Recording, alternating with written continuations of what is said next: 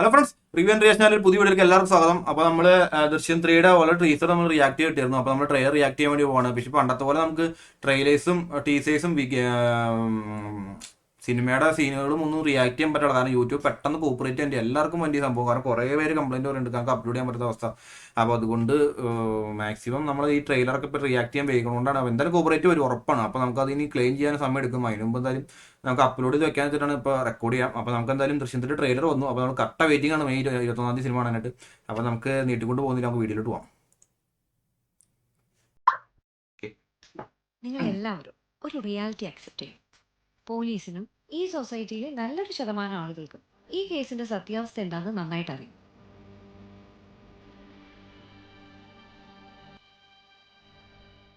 നല്ല ആംബിയൻസിലവിടെ. ഓക്കെ. ഒരു കില്ലാടിയാ. ചുമ്മാതാണോ പോലീസുകാർ പോലും ചുല്ലു പറഞ്ഞത്? ജോർജോട്ടി തന്നെയല്ലേ പറഞ്ഞത് പ്രശ്നങ്ങളൊക്കെ തീർന്നു, ഇനി പേടിക്കാനൊന്നുമില്ലെന്ന്.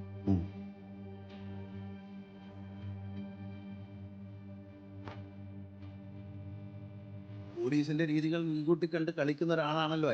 അപ്പോ പോലീസുകാരും അയാളുടെ ഒരു ഫാനാണ്.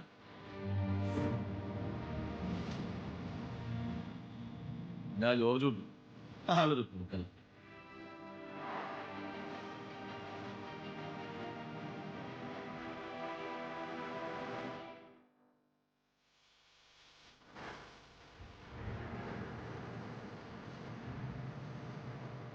ഈ ആക്സിഡന്റ് കാര്യം എന്താ അവരോട് പറയാൻ പറ്റാതെ? അവരെ രക്ഷിക്കാനാണെങ്കിലും ഞാൻ ഈ ചെയ്ത കാര്യങ്ങളൊക്കെ കാണുമ്പോൾ അവരുടെ അച്ഛനൊരു ക്രിമിനലാണ് എന്നൊരു തോന്നലുണ്ടായാൽ ഏയ്, അവരങ്ങനെയൊന്നും ചിന്തിക്കില്ല. ഞാൻ തന്നെ അങ്ങനെ ചിന്തിച്ചു.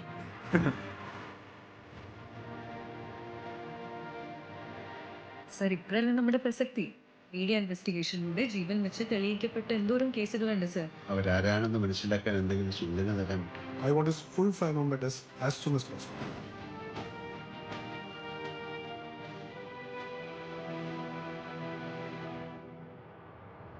Normal simple trailer. ചിന്തിക്കണ്ട, എല്ലാം കഴിഞ്ഞില്ലേ? കഴിഞ്ഞ